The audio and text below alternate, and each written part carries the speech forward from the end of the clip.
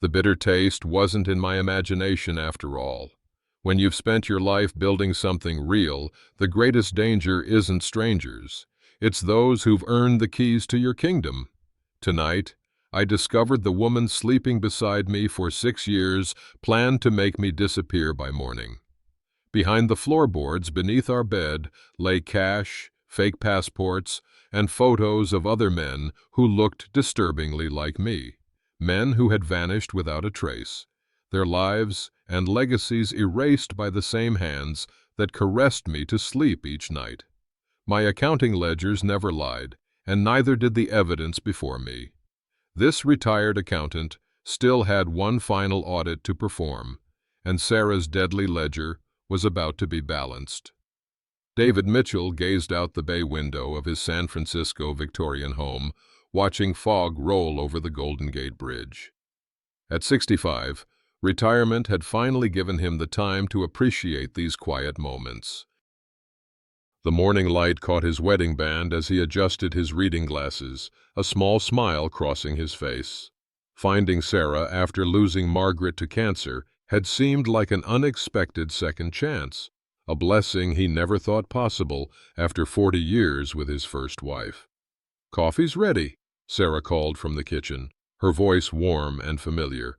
"I made those cranberry scones you like." 6 years of marriage to Sarah had created new routines that comforted him. She handled the garden and cooking. He managed their finances and home repairs. Their partnership felt balanced, comfortable. She was 15 years younger, but the age gap had never mattered.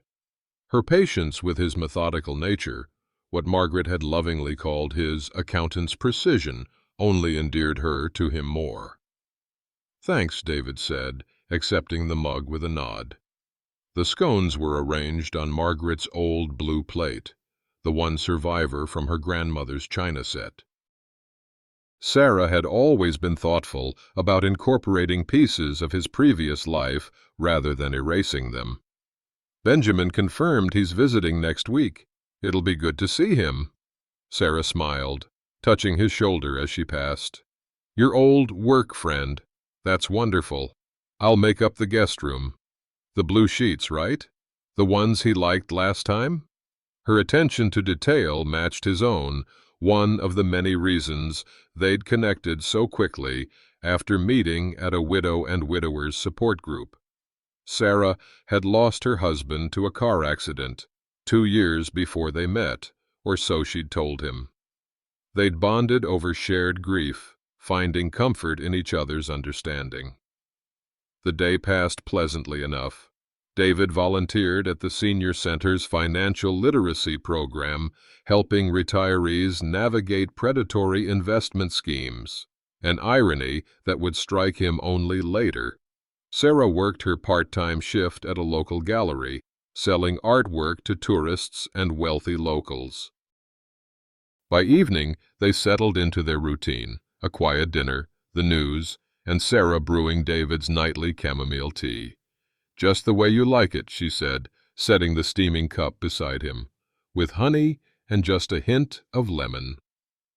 Her smile reached her eyes, crinkling the corners in a way he'd always found endearing. David took a sip and frowned slightly. That bitter aftertaste again. He'd noticed it the past few weeks. Not overwhelming, just wrong. A discordant note in an otherwise perfect melody. "Something the matter?" Sarah asked, watching him closely. "No, just thinking I might need to buy a different brand of tea. This one tastes off. Bitter." Sarah's smile never wavered. "Your taste buds change as you age. Margaret must have noticed that too." She settled beside him on the sofa, her flowered dress arranged neatly. "My father complained about the same thing before he passed. Food just didn't taste right anymore." "Perhaps," David murmured, taking another sip despite the bitterness. Mentioning Margaret never bothered Sarah, another quality he appreciated. Some women might have resented the ghost of a 40-year marriage, but Sarah had always encouraged him to keep Margaret's memory alive. Within 20 minutes, an unusual drowsiness overtook him. Not the gentle fatigue after a long day, but a heavy, dragging sensation that seemed to pull him downward. His eyelids felt weighted, his thoughts sluggish and disconnected. "You look exhausted," Sarah observed, setting aside her book. "Let's get you to bed. You've been pushing yourself too hard with that volunteer work." David struggled to respond, his tongue feeling oddly thick. Sarah helped him up, her arm around his waist as they climbed the stairs. His vision blurred at the edges, his feet moving automatically, while his mind fought against the encroaching darkness. His last conscious thought was how strange it felt to be so utterly drained without warning. Morning arrived with a dull headache and lingering grogginess that coffee couldn't dispel.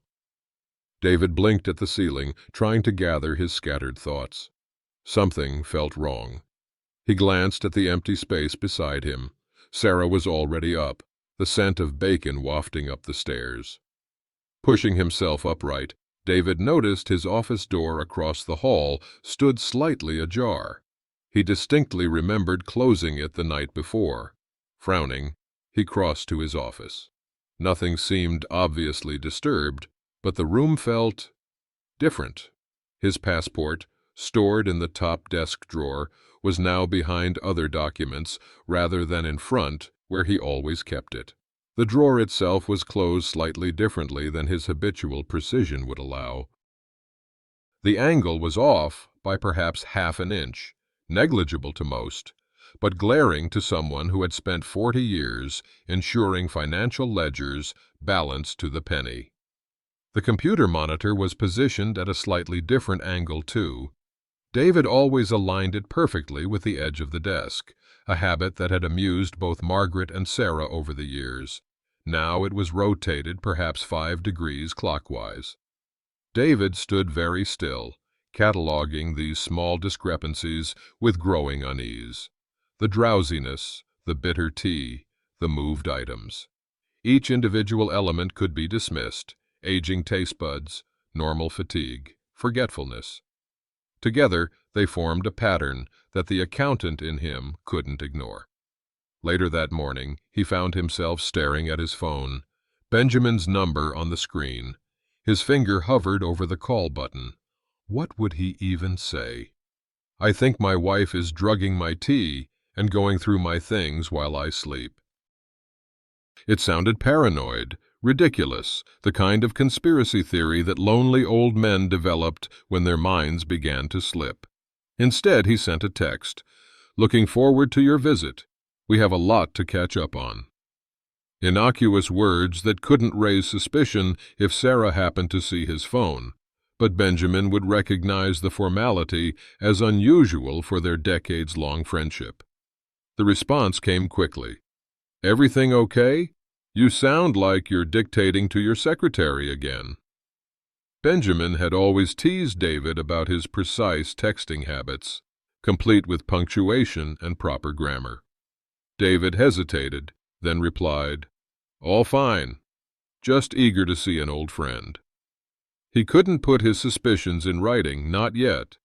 Not until he had more evidence than bitter tea and moved objects. That evening, David watched Sarah prepare his tea with new awareness. Her movements were practiced, efficient. Nothing suspicious in her actions. Yet when she turned away to fetch the honey, he noticed how she kept her body between him and the cup. A small thing, perhaps meaningless. "Here you are," she said, setting down the tea with that same warm smile that had comforted him for 6 years. "Drink it while it's hot." David took the cup, returning her smile while something cold settled in his stomach. "Thank you, dear. What would I do without you?" The words felt hollow now, tainted by suspicion.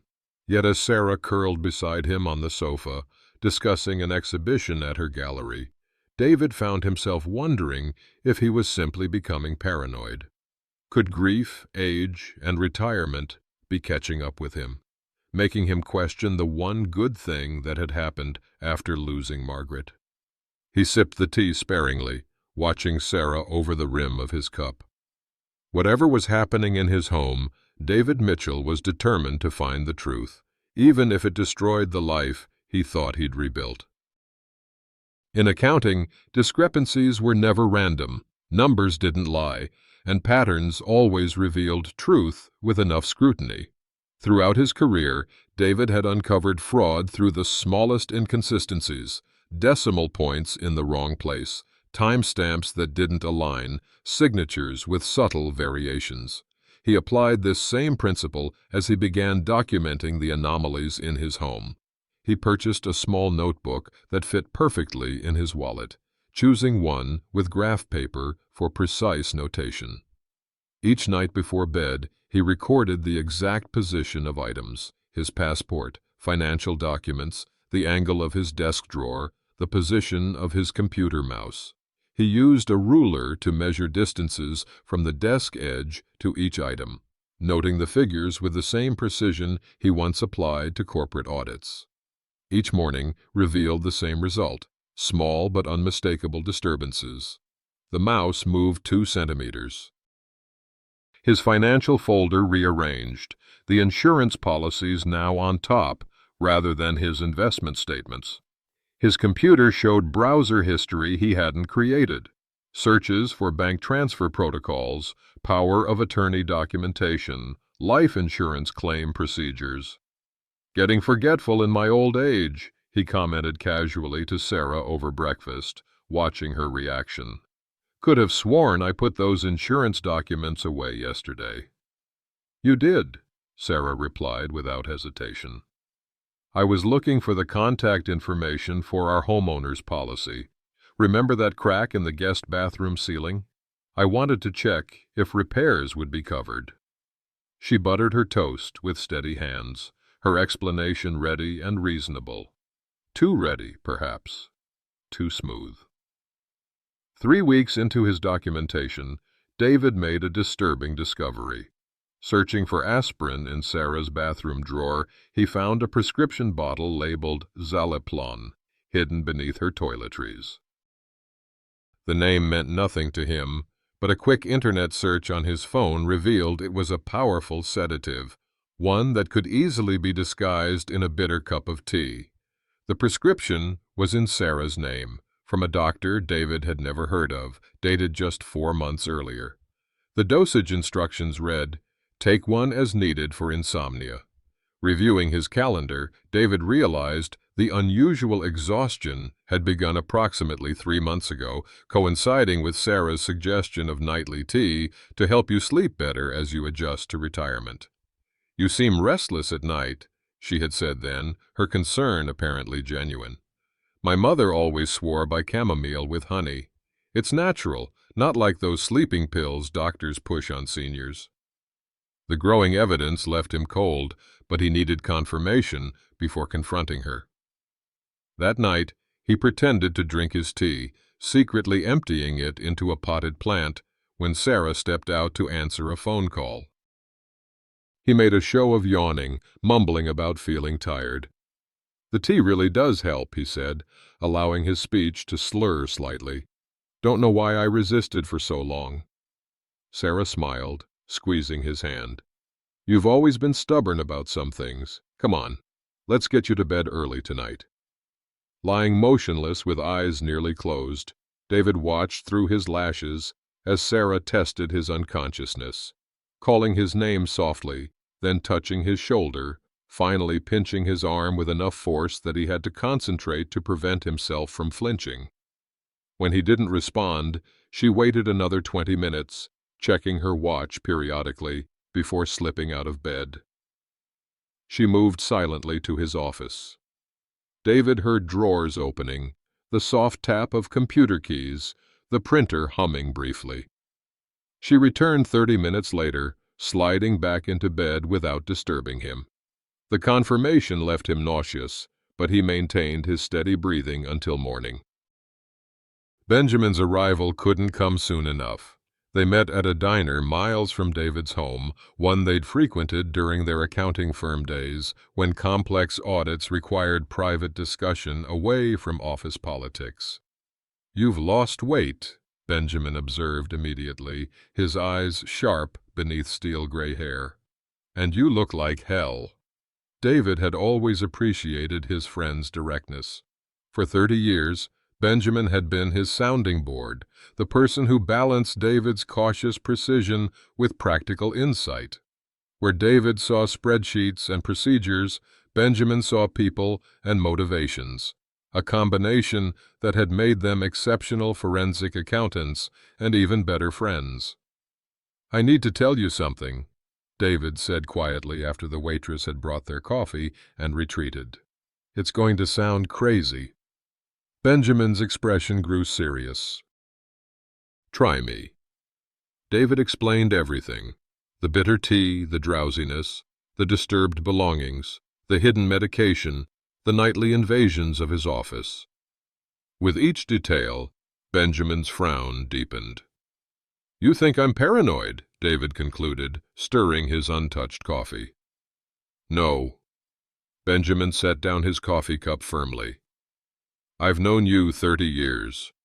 If you think something's wrong, something's wrong." He leaned forward, lowering his voice. "You're the most methodical man I've ever met. If you say items are being moved, they're being moved." The immediate validation nearly undid David's careful composure. He hadn't realized how desperately he needed someone to believe him, to confirm he wasn't simply becoming a confused old man. "I should have said something sooner," Benjamin continued, his expression troubled. "I never felt right about how quickly Sarah appeared after Margaret died." 6 months is awfully fast to meet someone and get married. You never mentioned that. You were happy for the first time since losing Margaret. I didn't want to ruin that based on just a feeling. Benjamin's expression darkened. "But this isn't just a feeling. This is evidence. Specific evidence of something deliberate." They discussed options. Benjamin, who had transitioned from accounting to security consulting after retirement, offered resources. "I can get cameras installed, so small she'd never notice. We need to find out what she's really doing, what she's looking for." "No," David said firmly. "I can't risk alerting her. I need to handle this myself first." Benjamin grudgingly agreed, but insisted on staying in a hotel rather than David's guest room as originally planned. "That way we can communicate freely. But David, be careful. If she's drugging you, this goes beyond snooping." "This is dangerous." The warning echoed in David's mind as he returned home to Sarah's welcoming smile and the scent of his favorite beef stew simmering on the stove. That evening he decided to attempt a direct approach, carefully framed to gauge her reaction. "I've been finding things moved in my office," he mentioned casually over dinner. "My passport wasn't where I left it. Some documents rearranged. Have you been looking for something?" Sarah's expression shifted to gentle concern so quickly it seemed rehearsed. "I haven't touched anything, David. You've been so forgetful lately. Remember last week when you couldn't find your glasses and they were on your head the whole time? That's not the same. And the week before, you insisted we had plans with the Hendersons, but it was actually this week." Her voice remained soft, caring, each example delivered with affectionate concern rather than accusation. "I'm a little worried about you, to be honest. My father started having memory issues around your age. It started with small things, misplaced keys, forgotten appointments, but we didn't take it seriously until it was quite advanced." The subtle implication hit its mark.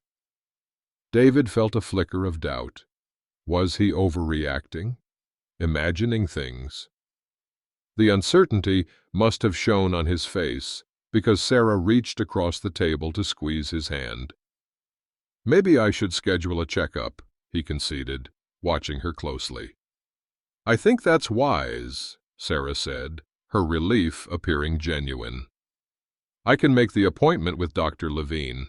He specializes in cognitive health for seniors." David nodded, retreating from the conversation, but the interaction confirmed his suspicions. Her deflection was too practiced, too convenient, transforming his legitimate concerns into symptoms of cognitive decline. It was masterfully done, raising doubts not just about his observations, but about his mental faculties.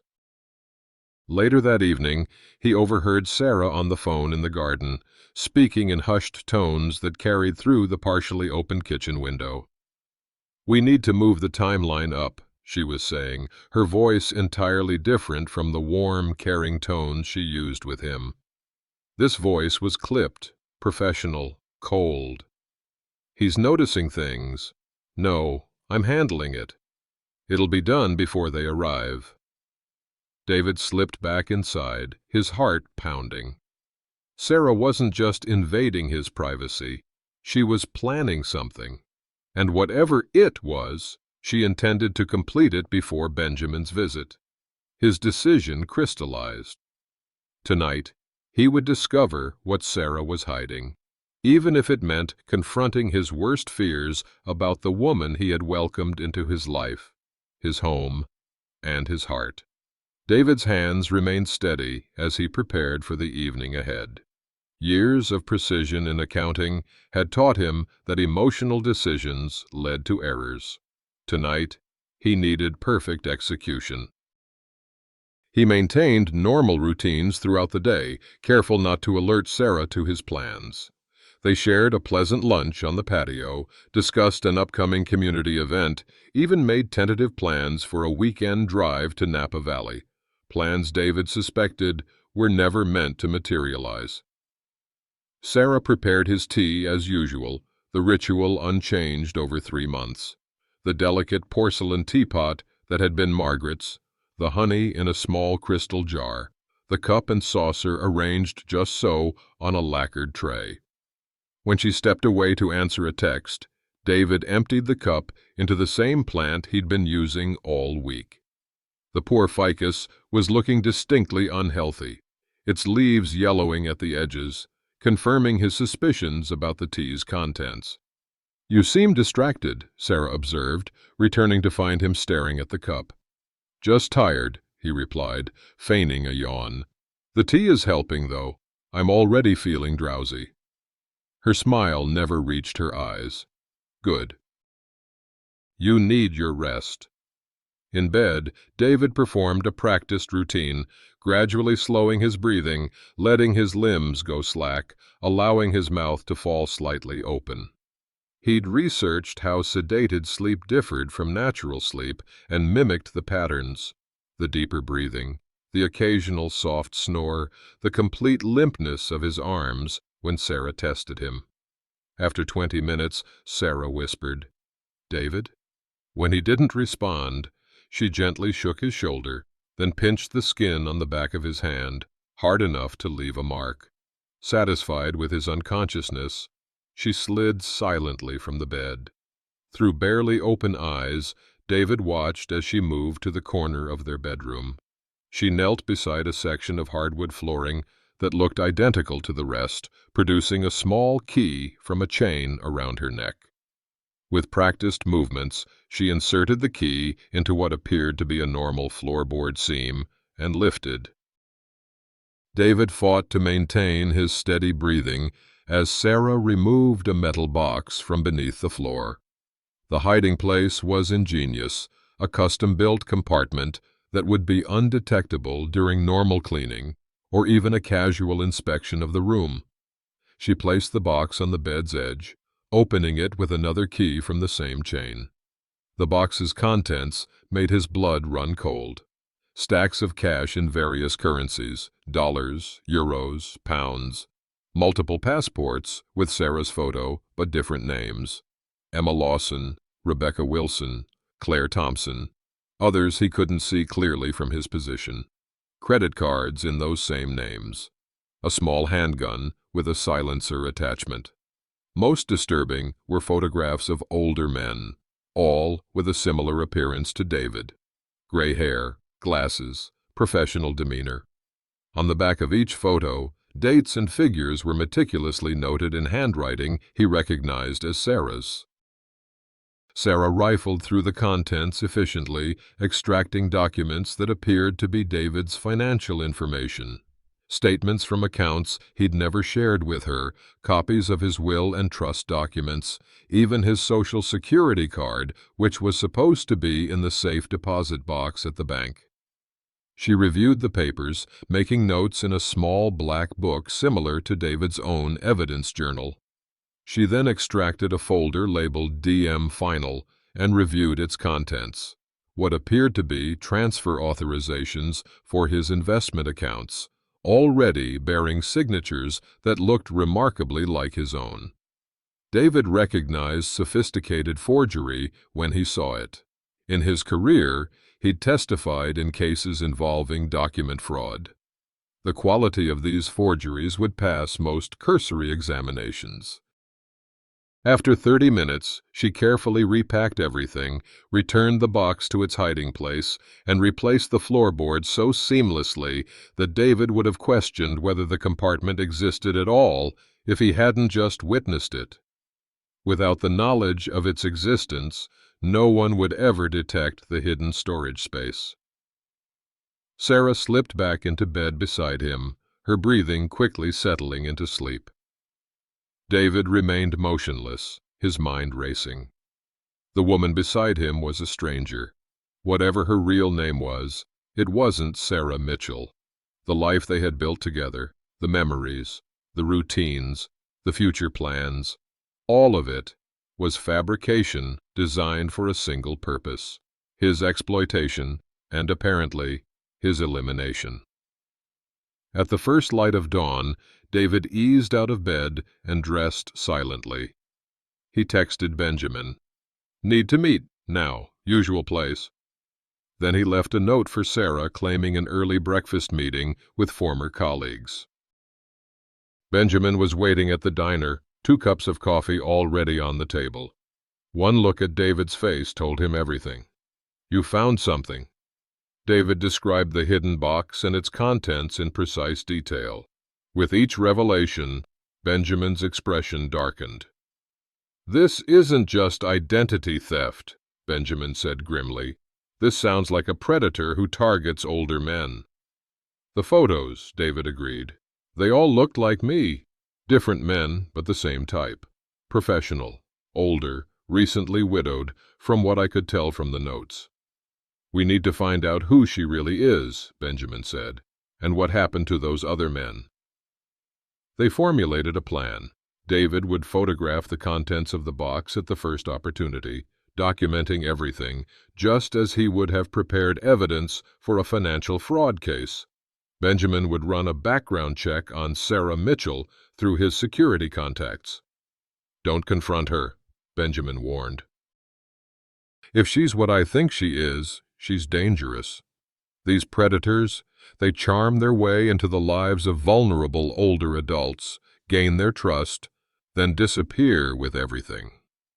"Or worse," David said quietly, remembering the gun in the box. "She has a weapon, Benjamin. And those men in the photos, I got the distinct impression from her notes that they're not just previous marks. They're gone." Benjamin's hand tightened around his coffee cup.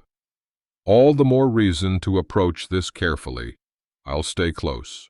Document everything, but be careful. Your safety comes first."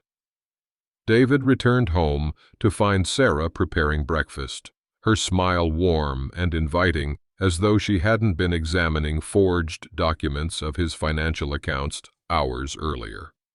"There you are. How was your meeting?" "Productive," he replied, marveling at how ordinary his voice sounded while his world collapsed around him. "Former clients wanting retirement advice." Sarah nodded sympathetically. "They're lucky to have your expertise. I made your favorite, blueberry pancakes." David forced himself to eat, to smile, to maintain the facade of normalcy while silently calculating his next move. The woman across from him, this stranger wearing his wife's face, had planned something final for him. He had days, perhaps hours, to discover the truth before becoming another photograph in her collection. "I'm thinking of organizing my office today," he mentioned casually. "Some papers need filing." "Want help?" Sarah offered immediately. "No need," David replied, sipping his coffee. "You have your gallery shift. Besides, you know how particular I am about my filing system." Sarah laughed, the same warm laugh he'd found so charming for 6 years. "Your accountant's precision. I'll leave you to it then." The moment Sarah left for her supposed gallery job, David searched for the hidden compartment. Having seen Sarah access it, he located the nearly invisible keyhole disguised within the natural grain of the hardwood. Without the key, however, he couldn't open it without damaging the floor, which would immediately alert her. Instead, he searched the house methodically, starting with Sarah's private spaces. In her toiletry bag, he found the prescription bottle of Zaleplon, confirming she'd been drugging his tea. In her desk drawer, beneath seemingly innocent gallery paperwork, he discovered a notebook containing detailed observations of his daily routines, passwords he'd typed, account numbers she'd observed. Most disturbing was a timeline written in the same efficient handwriting that had annotated the photographs. Month 1 to 3, build trust, establish routines. Month 4 to 12, document finances, identify accounts. Year 1-2, integrate completely, obtain access to home/accounts. Year 3 to 5, monitor patterns, prepare documentation. Year 5 to 6, complete financial transfer preparations. Final phase, transfer, eliminate, exit. David stared at the last line, the clinical detachment of the words chilling him. He was in the final phase of whatever Sarah, or whoever she was, had planned. He photographed everything, sending the images to Benjamin with encrypted email. By the time Sarah returned home, all evidence of his search had been removed, and he was calmly working in his office as promised. That evening, Benjamin called with devastating news. "Sarah Mitchell doesn't exist before 6.5 years ago," he reported. "No birth certificate, no school records, nothing. But I found something else. The photograph you sent, one of those men is Caleb Parker. He disappeared in Seattle 3 years ago after marrying a woman who matches Sarah's description. His family filed reports, hired investigators, nothing, until 6 months ago, when a body was found." David closed his eyes. Cause of death: poison that mimicked natural causes, Zaleplon overdose, followed by injection of potassium chloride to stop the heart. Makes it look like cardiac arrest in an older man with no reason for suspicion. The same medication in his tea, the same fate planned for him. "There's more," Benjamin continued grimly. "I have a friend in law enforcement, Detective Parker, no relation to the victim. He wants to meet tomorrow." David agreed, the reality of his situation becoming clearer with each revelation. The stranger sleeping beside him wasn't just a thief. She was a killer who had perfected her methods through multiple victims, and he was next on her list. As he prepared for bed that night, watching Sarah brew the tea he would pretend to drink, David wondered how many other men had looked at this same woman with trust and affection in their final days. How many had accepted the bitter tea, never suspecting it was the beginning of the end. Detective Michael Parker didn't look like a typical police officer. In his 50s, with reading glasses perched on his nose and a tweed jacket that had seen better days, he resembled an English professor more than law enforcement.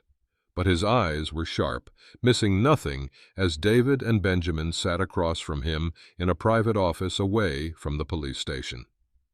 "Tell me everything again," he instructed David. "Every detail matters, no matter how small it seems." David recounted his discovery with the precision of an auditor presenting findings: the bitter tea, the sleeping medication, the hidden box, the photographs, the timeline. Detective Parker took notes, occasionally asking clarifying questions about timing, specific documents, Sarah's routines. When David finished, the detective spread several files on the desk.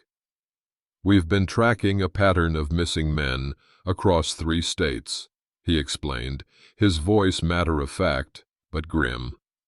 "All fitting a similar profile: widowers, financially secure, professional background, minimal family connections. All remarried within a year of losing their spouses. All disappeared, with accounts emptied, and new wives vanishing shortly after." He pushed forward a photograph. Caleb Parker, 68, retired engineer from Seattle, married a woman calling herself Emma Lawson 7 months after his wife died. Disappeared 3 years ago. The photo matched one David had seen in the hidden box. "We found his body buried in a remote area outside Portland 6 months ago. Cause of death was initially ruled natural, cardiac arrest. But the medical examiner found trace amounts of potassium chloride during toxicology. It's nearly undetectable if you're not looking for it, leaves the system quickly. An analyst doing a comparative study of unidentified remains noticed the pattern." Detective Parker showed another file. Thomas Grant, 70, former university administrator from Portland. Married Rebecca Wilson 8 months after becoming a widower, disappeared 4 years ago. Body found 2 years later, same M.O. David stared at the photos, each man bearing the same general appearance: gray hair, glasses, professional demeanor. Men like him. Men who thought they'd found companionship after loss, only to find predation instead. "There are at least 5 others we know of," the detective continued. "Different names for the wife each time, but the physical description matches. We believe it's the same woman." "Harper Allen," Benjamin interjected. "That's the earliest identity I could trace. Appears about 12 years ago, then disappears, replaced by new identities." Detective Parker nodded. "We believe that's her real name, or at least the first identity she established. We have a partial fingerprint match from the Parker crime scene, but not enough for court. We need solid evidence connecting her to these murders." "Like catching her with the poison," David said quietly. "Exactly." The detective leaned forward. "Mr. Mitchell, I understand this is difficult to hear, but based on the pattern, you're in immediate danger. The final stage usually occurs within days of the target noticing discrepancies, which you already have." David felt oddly calm. His accountant's mind was already calculating next steps, treating this like a complex audit that needed resolution. "You want to set up a sting operation." Detective Parker nodded. "We need to catch her in the act. That means surveillance equipment in your home and you wearing a wire. It's risky, but with proper preparation, we can protect you." "I'll do it," David said without hesitation. "Whatever it takes to stop her from doing this to someone else." They spent the next 2 hours planning. Benjamin would provide and install surveillance equipment disguised as ordinary household items: clock radios, light fixtures, even plant pots. Detective Parker would obtain warrants and position a team near David's home. David would maintain normal routines while gathering evidence. "Don't change anything that might alert her," Detective Parker warned. "These predators are hyper-aware of behavioral changes. The moment she suspects you know, she'll either flee or accelerate her timeline." "What's her typical method?" David asked, needing to understand what he faced. "Based on evidence from previous cases, she administers increasing doses of sedatives to establish a pattern of the victim sleeping deeply. Then, Once she has all financial information and transfer mechanisms in place, she administers a fatal overdose followed by potassium chloride injection. The death appears natural. An elderly man with a heart condition, nothing suspicious. David nodded, processing this information with analytical detachment. She's been increasing the dose. The tea tastes more bitter each night. Then we don't have much time, Detective Parker said grimly. Her financial preparations are likely complete. The final stage could happen any night now.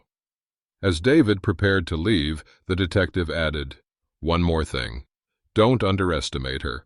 Harper Allen isn't just a con artist. She's a calculated killer who's evaded capture for years. She'll appear completely normal right until the end." Benjamin installed tiny cameras throughout David's house the next day while Sarah was at her supposed gallery job. The devices were virtually undetectable, hidden in everyday objects that wouldn't draw attention. "We'll monitor everything remotely," Benjamin assured him, demonstrating the system on his tablet. "Detective Parker's team will be watching 24/7, and I'll be nearby. The moment anything happens, we move in." David showed Benjamin the hiding spot for the metal box. "I need to see what's inside again. Document everything properly." "Too risky without her key," Benjamin advised. "Let's focus on catching her with the poison. That's all we need." They reviewed the plan one final time before Benjamin left. David would maintain his routine, including pretending to drink the drug tea. He would wear the wire Detective Parker provided, hidden beneath his clothing. The surveillance team would monitor everything, ready to intervene the moment Harper moved to harm him. "I still think you should stay with me," Benjamin said before leaving. "It's not worth the risk." "If I disappear now, she'll know something's wrong," David replied. "She'll vanish, find another victim. This ends with me." That evening, Sarah announced she had planned something special for the following night. "A celebration," she explained, her smile warm as always. "For your retirement. I've invited no one, just us. I'm cooking your favorite meal." David maintained his pleasant expression while his stomach turned to ice. "That sounds wonderful. What's the occasion?" "Does there need to be one?" Sarah touched his arm affectionately. "Life is short. We should celebrate while we can." The double meaning wasn't lost on David. Tomorrow night was when she planned to act, when she intended to end his life. Later, in the bathroom where cameras couldn't see, he texted Benjamin, "Tomorrow night. She's planning it for tomorrow night." The response came immediately. "All systems in place. Detective Parker is accelerating everything. Be ready." That night, David lay beside the woman who planned to kill him, listening to her steady breathing, wondering how many other men had done the same in their final hours. The thought should have terrified him. Instead, he felt a strange, cold clarity. Tomorrow, one way or another, this would end. David awoke with newfound purpose. If today might be his last, he would ensure it ended differently than Harper Allen expected. He performed his morning routine with methodical precision, cataloging each familiar action that now felt surreal under the circumstances. The simple act of shaving, of selecting a tie, of organizing his desk, all carried new significance. These mundane tasks might be his last, or they might be the beginning of justice for multiple victims who never saw the danger until it was too late. "You seem chipper," Sarah observed over breakfast, watching him with that same warm smile that had once brought him comfort. "Looking forward to our special dinner," David replied, returning her smile with practiced ease. "What can I do to help prepare?" "Nothing. It's my gift to you. Just be ready at 7. She squeezed his hand affectionately, her touch lingering. "Wear that blue shirt I love, the one from our anniversary trip to Carmel." The shirt had been a gift from her on that trip, their second anniversary. David wondered now if she'd been calculating even then how much longer she would need to maintain the charade. How many more anniversaries before she could complete her final phase? Perfect choice, he agreed. The shirt had been a gift from her on that trip, their second anniversary. David wondered now if she'd been calculating even then how much longer she would need to maintain the charade. How many more anniversaries before she could complete her final phase? Perfect choice, he agreed. David spent the day making subtle preparations. He moved certain financial documents to new locations, leaving decoys behind. Detective Parker had advised him to create small disruptions in Harper's expected environment, not enough to raise alarms, but enough to potentially reveal her reactions on camera. If she's as meticulous as we believe, she'll check her resources before making her final move, the detective had explained. We want to see where she looks, what she prioritizes. David rearranged items in his desk drawer, placing an outdated password list where his current one would normally be. He shifted account statements, hiding the most recent ones in a folder labeled Tax Records 2015, a place she'd likely overlook. Small disruptions in her carefully constructed plan that might force her to reveal more than she intended. Benjamin texted regular confirmations that the surveillance system was functioning perfectly. Detective Parker's team had taken positions in vacant apartments with sight lines to David's home, an unmarked van parked down the street that contained their command center. The officers would monitor every room in real time, ready to intervene at the first sign of danger. Remember, Benjamin's final text read, don't try to be a hero. The moment you feel unsafe, use the panic word, and we move in immediately. The panic word, Margaret, would bring immediate intervention. David hoped it wouldn't come to that. He wanted Harper to reveal everything, to provide irrefutable evidence linking her to the other victims. At precisely 6:45 that evening, David showered and dressed in the requested blue shirt. In the bathroom, he attached the tiny wire Detective Parker had provided, concealed beneath his undershirt. A nearly invisible earpiece allowed the detective to communicate with him if necessary. Testing, testing, he whispered, adjusting the device as he stood before the mirror.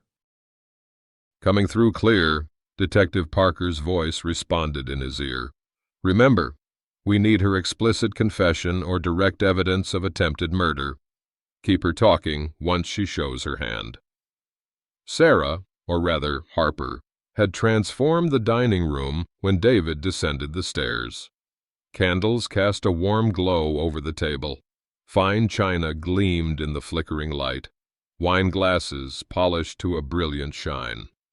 The effort she'd put into creating this romantic setting for what she intended as his last meal was chilling in its calculated perfection.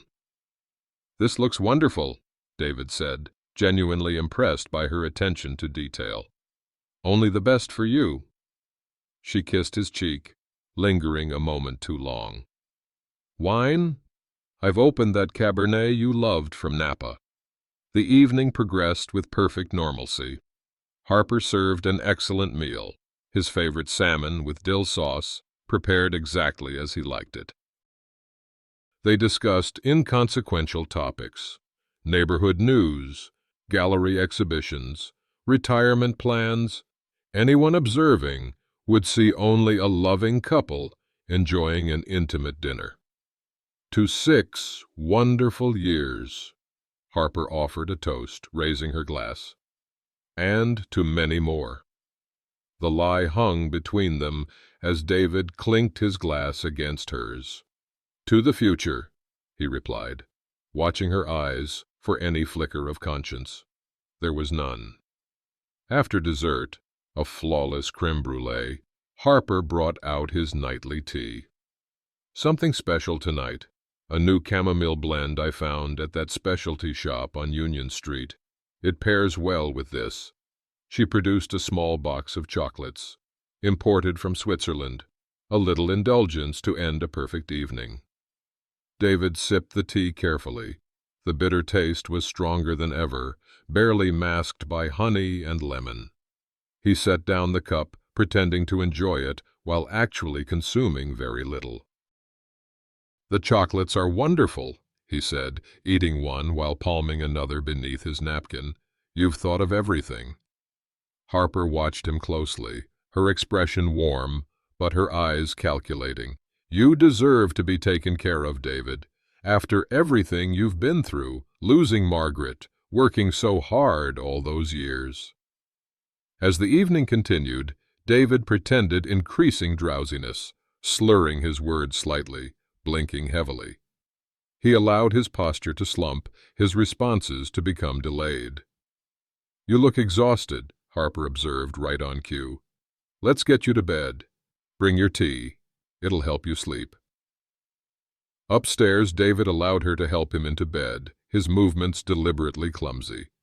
He sipped the tea occasionally, always careful to limit actual consumption while appearing to drink.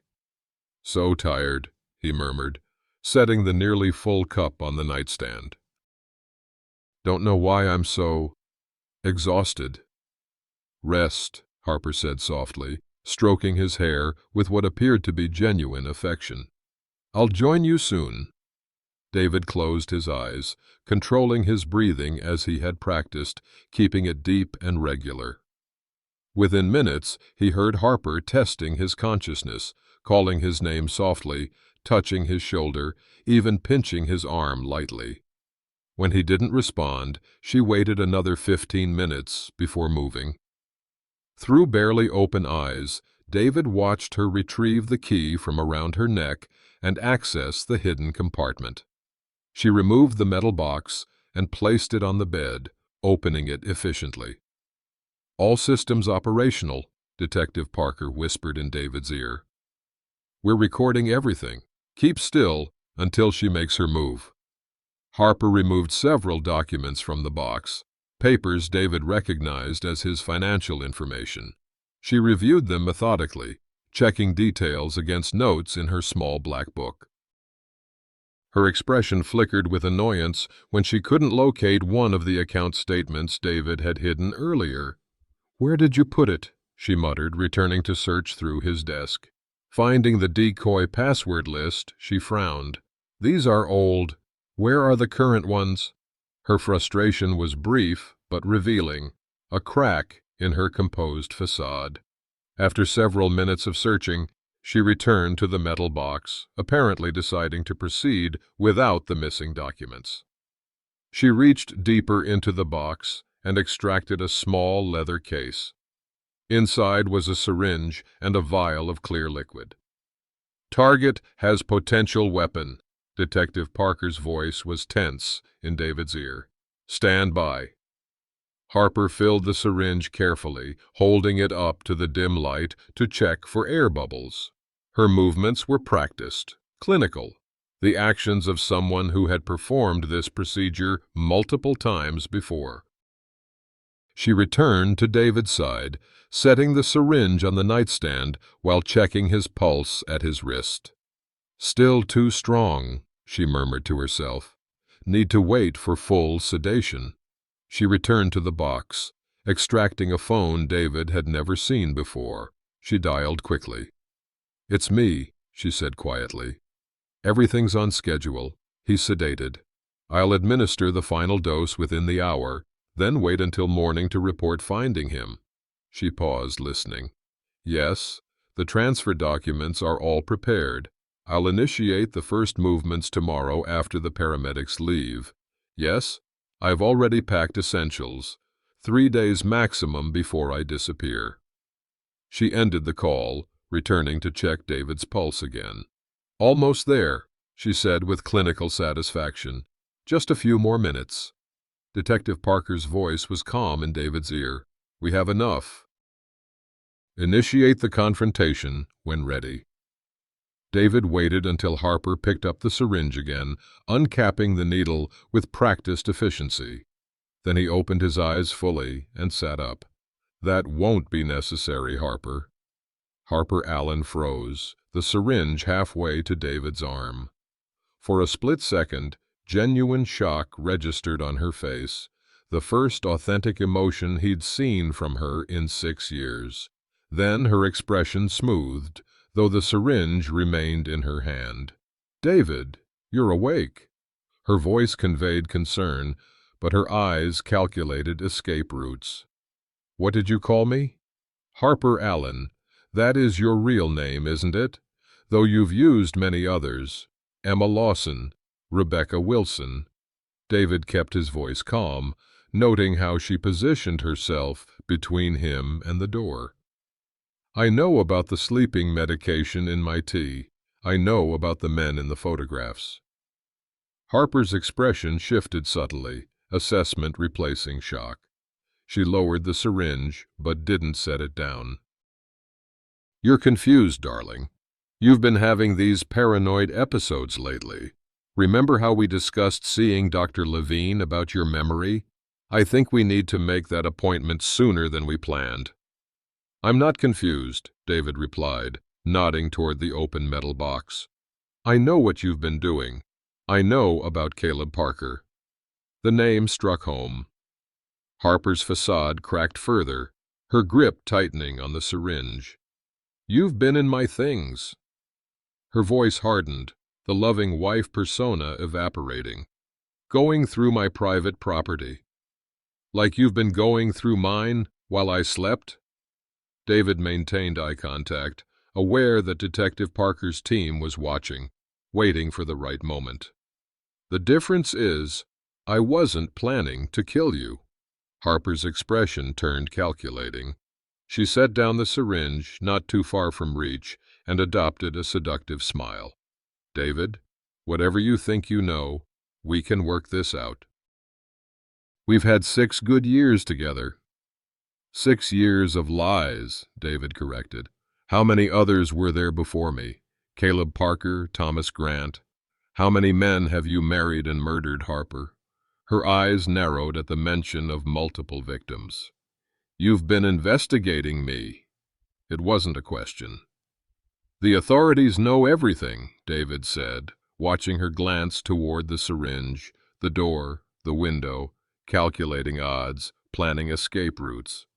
"They know about the poison, the identities, the pattern." Harper's expression hardened completely, the mask falling away to reveal the cold predator beneath. "You have no idea who you're dealing with." "I think I do. A woman who targets vulnerable older men, marries them, empties their accounts, and disappears after making their deaths look natural. How am I doing so far?" Her laugh held no warmth. "You were supposed to be the easiest one yet, a lonely old man so grateful for attention." She shook her head. "Do you have any idea how pathetic you were after your precious Margaret died, following me around the support group like a lost puppy?" David felt a flicker of pain at the mockery of his grief, but kept his expression neutral. "Tell me about the others," he prompted, Detective Parker's voice in his ear urging him to keep her talking. "Tell me about Caleb." Something shifted in Harper's demeanor. Pride, perhaps, or the relief of finally dropping the pretense. "Men like you are all the same. So predictable. So trusting once you think you're in love." She gestured dismissively. "Pathetic, really. After losing your precious first wives, you're so desperate for companionship, you ignore every red flag. How do you choose them?" "Widowers with assets and no close family," Harper explained with clinical detachment. "Professional men who live quietly, maintain good credit, and have substantial retirement savings. The kind no one checks on regularly." She began to pace, keeping the distance between them controlled, her movements reminiscent of a predator circling. "I look for men with routine. Men who keep their finances organized, makes it easier to find everything. Men who are respected but not highly visible in their communities." The sweet spot is between 1 and 2 years after losing their wives, still grieving but desperate to feel normal again. David maintained his calm exterior while she revealed her methodology, how she created false identities, how she researched potential targets through obituaries and retirement announcements, how she engineered chance meetings at grief support groups or community events frequented by seniors. "And then you kill them," David stated flatly. Harper shrugged, the gesture incongruously casual given the subject. A necessary final step. The sedatives increase gradually, establishing a pattern of deep sleep that explains why they don't wake during cardiac arrest. Potassium chloride stops the heart without leaving obvious traces unless someone specifically looks for it, which they rarely do for elderly men with no suspicious circumstances. How many? You would have been number 8. Her tone was matter-of-fact. "I've been doing this for 12 years. You're the first to catch on. Congratulations." "We've got everything we need," Detective Parker's voice confirmed in David's ear. "Keep her talking while we move in." Harper must have noticed something in David's expression or caught a flicker of his eyes, responding to the voice in his ear. She suddenly lunged toward the nightstand, grabbing the syringe. "They're listening right now, aren't they?" she hissed, backing toward the hidden box. "You're wearing a wire." "It's over, Harper," David said calmly. "The police know everything. It's not over until I say it's over." She grabbed the box, clutching it to her chest. "I have connections you can't imagine. New identities ready to go. This isn't the first time I've had to disappear quickly." "They already know about the box," David told her. "Everything in it. The passports, the IDs, the photos of your victims." Harper's eyes darted around the room, looking for surveillance devices, her composure cracking further. "You think you're so clever. You have no idea who I'm connected to. This isn't over." The sound of the front door opening downstairs made her freeze. Detective Parker's voice came clearly from below. "Police! Harper Allen! We have a warrant for your arrest." Harper bolted toward the bedroom window. As she fumbled with the lock, the bedroom door burst open. 2 officers entered with weapons drawn, Detective Parker behind them. "Harper Allen, you're under arrest for the murder of Caleb Parker and Thomas Grant," Detective Parker announced. "Step away from the window and put down the box and syringe." For a moment, Harper looked as if she might still attempt escape, or worse, use the syringe as a weapon. Then her shoulders slumped minutely, the calculation in her eyes shifting to a new strategy. "There's been a terrible misunderstanding," she said, her voice suddenly trembling with fabricated fear. "My husband has been experiencing paranoid delusions. I was only trying to help him." "Save it," Detective Parker said, nodding to the officers who moved forward to handcuff her. "We have your entire confession on tape, plus the syringe that I'm willing to bet contains potassium chloride, matching what was found in Caleb Parker's body." As the officers secured Harper, one carefully took possession of the syringe and box as evidence. Detective Parker turned to David. "You did well, Mr. Mitchell. Kept your head under incredible pressure." David watched as Harper was led from the room, her cold eyes locked on his until the last moment. Her final words chilled him, despite the warmth of the bedroom. "You were nothing but a convenient target, a boring old man with money. You meant nothing." David straightened his shoulders, meeting her gaze steadily. "And you underestimated an old accountant who pays attention to details." After Harper was taken away, Detective Parker explained the next steps. Statements to be given, evidence to be processed, a long legal journey ahead. The house would need to be thoroughly searched for additional evidence linking Harper to her previous victims. "We'll need access for several days," he explained. "Do you have somewhere you can stay?"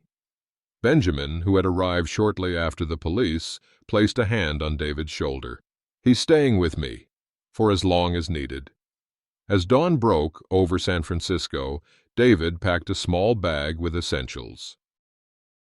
And the home he'd shared with Harper, he could no longer think of her as Sarah, felt foreign now, contaminated by 6 years of lies.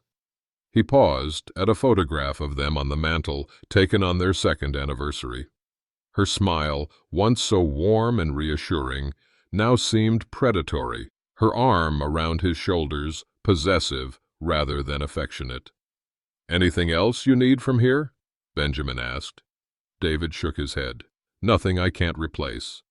As they walked to the door, David glanced back at the living room, the sofa where they'd shared countless evenings, the kitchen where she'd prepared his drugged tea, the dining room where just hours earlier she'd served what was meant to be his last meal. 6 years, he murmured. How did I not see it? Benjamin squeezed his shoulder. Because she was a professional, and in the end, you're the one who caught her. David nodded, turning away from the photograph without regret. Let's go. The first weeks after Harper's arrest passed in a blur of police statements, evidence cataloging, and legal consultations. David stayed in Benjamin's guest room, unable to return to the house filled with false memories and hidden dangers. Each new revelation about Harper Allen's crimes deepened his understanding of how narrowly he had escaped becoming her latest victim. We've connected her to 7 murders conclusively, Detective Parker informed him during a follow-up meeting. Fingerprints on items in the box match partial prints from multiple crime scenes. The potassium chloride in the syringe is identical to traces found in Caleb Parker's system. The financial documentation shows a clear pattern of systematic theft, following the same timeline in each case. The detective spread photographs across the table. 7 men, all bearing striking resemblances to David. Gray hair, glasses, professional demeanor, all now confirmed dead. She'll never see freedom again, Parker continued. The district attorney is pursuing multiple murder charges with special circumstances. No possibility of parole. David nodded, processing this information with the same analytical detachment that had helped him survive. And the families.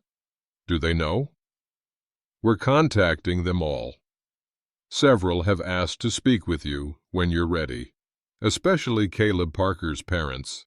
They've waited 3 years for answers. That evening, David sat alone in Benjamin's living room, surrounded by the paperwork of his dismantled life. The house would need to be sold. He could never live there again. Financial accounts required changing, passwords updating, identity theft protections implemented. The practicalities provided welcome distraction from deeper questions that haunted his quieter moments. How had he not seen it? 6 years of marriage to a complete stranger.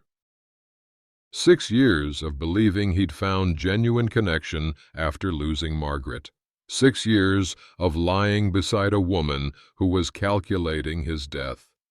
Benjamin found him staring blankly at the wall, a cold cup of coffee forgotten in his hand. "Stop torturing yourself," his friend said firmly, taking the cup and replacing it with a glass of scotch. She was a professional predator. She'd been perfecting her technique for years before she met you. I invited her into my life, David said quietly. I gave her access to everything, my home, my accounts, my memories of Margaret. And in the end, you're the one who caught her, Benjamin reminded him. Your attention to detail, your methodical mind, the very things she thought made you an easy target, ultimately brought her down. The investigation uncovered the full extent of Harper's operation. She maintained multiple identities, each with its own bank accounts, credit cards, and documentation. She had connections to document forgers, identity thieves, and a network that helped her disappear and resurface with new personas. Most disturbing were the detailed notebooks outlining her methodology, target selection criteria, manipulation techniques, methods for gaining financial access, and step-by-step procedures for elimination that would appear natural. "It's the most systematic approach to predation I've ever seen," Detective Parker told David. She treated it like a business, complete with timelines, profit projections, and risk management strategies. 3 months after Harper's arrest, David began seeing Dr. Melissa Chen, a therapist specializing in survivors of exploitation and betrayal trauma. Their sessions helped him navigate the complex emotions of betrayal. "What troubles you most?" Dr. Chen asked during one session. David considered the question carefully. "That I couldn't tell? That everything, every moment, every conversation, every intimate moment was calculated performance." "She was a sociopath," Dr. Chen said gently. "They're extraordinarily good at mimicking normal human connection without actually feeling it. Your inability to detect that doesn't reflect on you. It reflects on how profoundly abnormal her psychology is." "I keep wondering if there were signs I missed," David admitted. "Moments when the mask slipped." "Even if there were, you had no context for interpreting them," Dr. Chen pointed out. "We interpret behavior through our own emotional framework. You're capable of love, empathy, genuine connection, so you assumed she was too." Gradually, David began rebuilding. He sold the San Francisco house, donating furniture and belongings that carried too many false memories. He found a smaller place in San Diego, a fresh start in a city with no associations to either Margaret or Harper. The ocean view and warmer climate helped ease the persistent chill he'd felt since discovering Harper's true nature. 6 months after the arrest, David received a call from an FBI agent named Samantha Wells. "We're building a comprehensive case file on Harper Allen for prosecution," she explained. "Your documentation was exceptional, the most thorough evidence any victim has ever provided. Would you be willing to consult with our team on other cases involving predators who target older adults?" The request surprised David. "I'm an accountant, not a law enforcement expert." "Exactly," Agent Wells replied. "You approach this from a different angle, systematic, detail-oriented, financial. Your perspective could help us identify patterns we might miss. And frankly, your experience gives you insights our agents lack." David agreed to meet with the FBI's Victim Services Division. What began as a consultation evolved into regular volunteer work.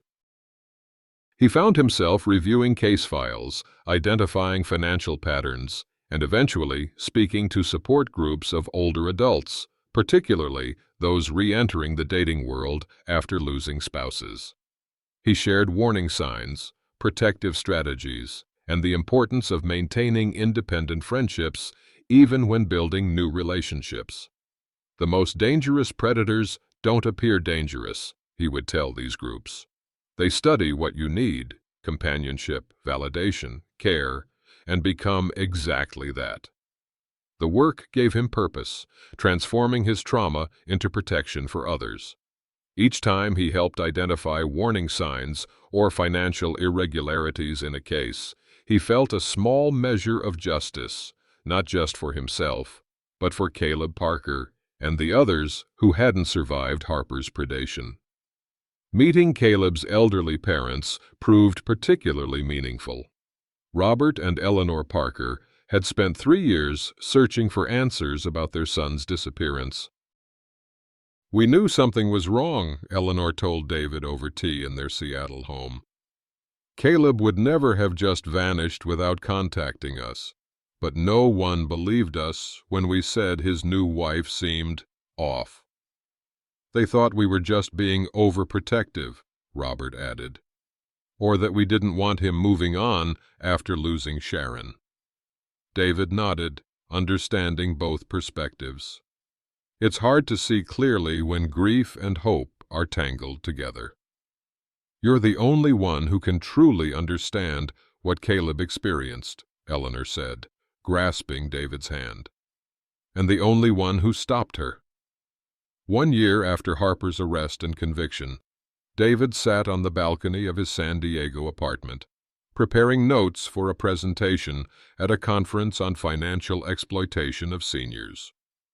The evening news played in the background, reporting Harper Allen's sentencing to life imprisonment without possibility of parole for multiple counts of murder, fraud, and identity theft.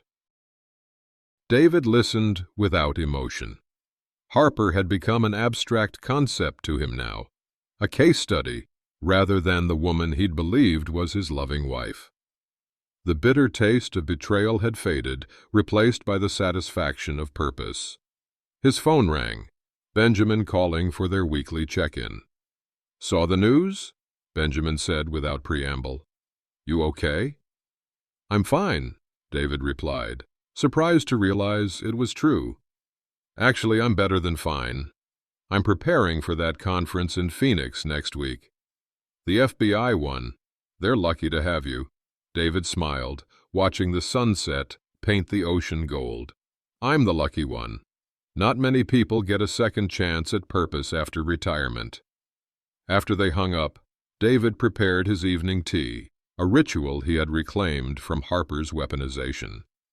The chamomile tasted as it should, soothing, clean, honest. No bitter aftertaste, no hidden danger. His reflection journal lay open beside him, a therapeutic practice Dr. Chen had suggested. Today's entry was brief but significant. 1 year later. The woman who tried to destroy me instead gave me an unexpected gift, a new mission. The ledgers of my life finally balance again. In helping others identify predators, I've found meaning that even Harper can't take away. As darkness fell, David Mitchell, accountant, survivor, advocate, allowed himself to feel something he had thought lost forever after Harper's betrayal: hope. Not just for himself, but for others who might now be spared because of what he had learned at such cost. The broken pieces of his life had formed new patterns, stronger for having been tested, more valuable for the wisdom etched into each fragment. The bitter taste of betrayal taught me that trust is not foolish. Betrayal is the fault of the betrayer, not the one who had the courage to trust again after loss. Those small inconsistencies I noticed, a bitter tea, disturbed belongings, unexplained drowsiness, weren't signs of aging or paranoia, but my lifetime of experience sending warning signals I almost ignored. In life's final chapters, our greatest protection isn't isolation, but connection, not with just one person who could become everything, but with a community that provides both support and perspective. Benjamin's friendship saved my life as surely as my own attention to detail. The network of people we cultivate throughout our lives becomes our safety net when we're most vulnerable. My accounting precision, which Harper dismissed as the fussiness of an old man, became the very tool that documented her deception and protected others from her predation. The skills we develop throughout our careers don't abandon us in retirement.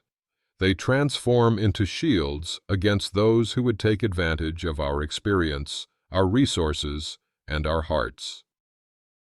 The most powerful response to those who would diminish our worth is to transform our pain into protection for others, ensuring that wisdom, rather than victimhood, becomes our legacy. Each time I speak to a group of seniors about protecting themselves, each time I help law enforcement identify patterns of exploitation, Harper's attempt to make me another anonymous victim further fades. Trust your instincts about small details that seem wrong. Maintain independent friendships, even in new relationships. Remember that the skills you've honed throughout your life, attention to detail, systematic thinking, pattern recognition, aren't just professional tools, but personal shields against those who would exploit vulnerability. The ledgers of a life well lived will always balance in the end, if we have the courage to audit them honestly and the wisdom to share what we find. Sometimes the bitter taste is exactly what saves us.